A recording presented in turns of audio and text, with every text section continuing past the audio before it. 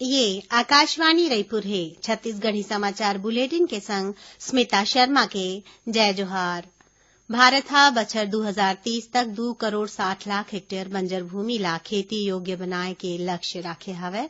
प्रधानमंत्री नरेंद्र मोदी हा आज ग्रेटर नोएडा में मरुस्थलीकरण रोके के बारे में संयुक्त राष्ट्र संधि में शामिल देश मन के 14वां सम्मेलन COP14 में ये जानकारी दीन।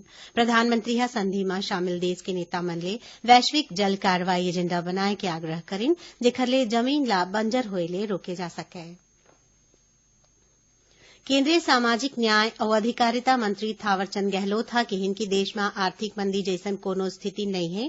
प्रधानमंत्री नरेंद्र मोदी के अगुवाई में केंद्र सरकार के दूसर कार्यकाल के 100 दिन पूरा होए के मौका में आज रायपुर में पत्रकार वार्ता में केंद्रीय मंत्री हा कहिन कि मीडिया और विपक्ष डहार ले जैसन देश में मंदी के वातावरण बनाए जावत है वैसन कुछ नहीं है। ओमन कहिन कि सरकार हा अर्थव्यवस्था ला मजबूत बनाए बर सार्वजनिक क्षेत्र के बैंक के विलय और बैंक के माध्यम ले अतिरिक्त क्रेडिट विस्तार जैसन कतकोन कदम उठाए है। केंद्र सरकार हा आज भारतीय डाक भुगतान बैंक के माध्यम ले आधार ले जुड़े भुगतान प्रणाली सेवा के घोषणा करिन। केंद्रीय संचार, इलेक्ट्रॉनिक्स और सूचना प्रौद्योगिकी मंत्री रविशंकर प्रसाद हा कहिन कि एक कदम ले बैंकिंग सेवा ले वंचित और अपर्याप्त बैंकिंग सेवा के इलाका के लाखों मनखे मन तक वित्तीय सेवा के पहुंच बनाए में केंद्र के प्रयास ला बहुत मदद मिलही। ओमन हा नई दिल्ली में भारतीय डाक भुगतान बैंक के स्थापना के पहला वर्षगांठ में राखे गे समारोह में बोलत रहिन।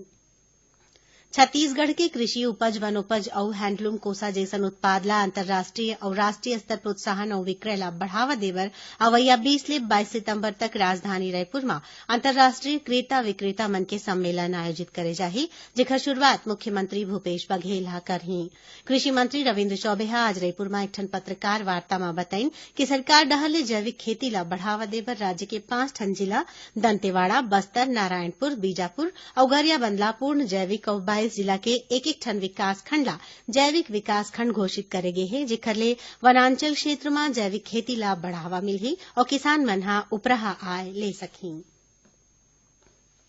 प्रदेश में अवैया खरीफ बछर में समर्थन मूल्य में धान की खरीदी 15 नवंबर ले शुरू होही। राज्य सरकार हा ए बछर घलो 2500 रुपया प्रति क्विंटल के दर ले धान खरीदही।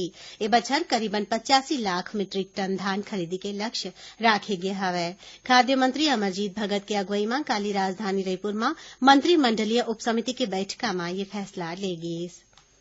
मुख्यमंत्री भूपेश बघेल हा काली रतिहा यूनिसेफ डहार ले राखे गए कार्यक्रम में सुपोषित छत्तीसगढ़ की ओर मां कहिन है कि स्वस्थ और समृद्ध छत्तीसगढ़ बनाए बर अवैया पीढ़ी ला कुपोषण ले मुक्त करना होही। ओमन कहिन कि आज कुपोषण हा माओवाद ले घलो बड़े चुनौती हावय और कुपोषण ले मुक्त राज्य सरकार के पहली प्राथमिकता हरय। श्री बघेल हा कहिन कि सुपोषण अभियान में यदि सामाजिक संगठन मन हा एक ठन गांव ला गोद ले लेवय त गांव मन के कायाकल्प हो जही। ओमन यहो कहिन कि कुपोषण मुक्ति बर राज्य सरकार के संगे संग सब्बो वर्ग के सहयोग जरूरी है।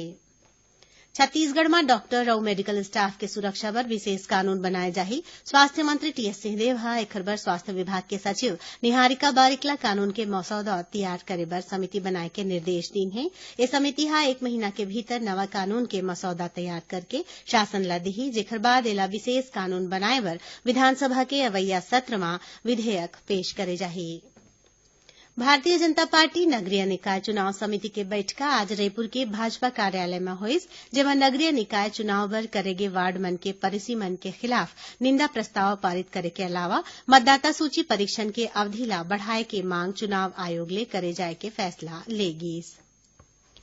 प्रदेश में बरसा के सेती नदी नालावल हा अभी घलो उफान में हवय। मिले जानकारी के अनुसार जांजगीर चांपा जिला में महानदी और बालोद जिला में तांदुला जलाशय के जल स्तर बढ़ गे हवय।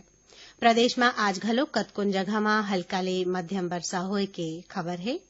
गरियाबंद जिला में पैरी नदी संग्रह सबो नदी नाला मन हा उफान में हवय। जिला के कतकोन गांव के सड़क संपर्क हा टूट गे हवय और देवभोग मैनपुर संग्रह कतकोन इलाका बरसा ले प्रभावित होए हे। एकरे संग छत्तीसगढ़ी समाचार बुलेटिन इहे सिरावत है। जय जोहार।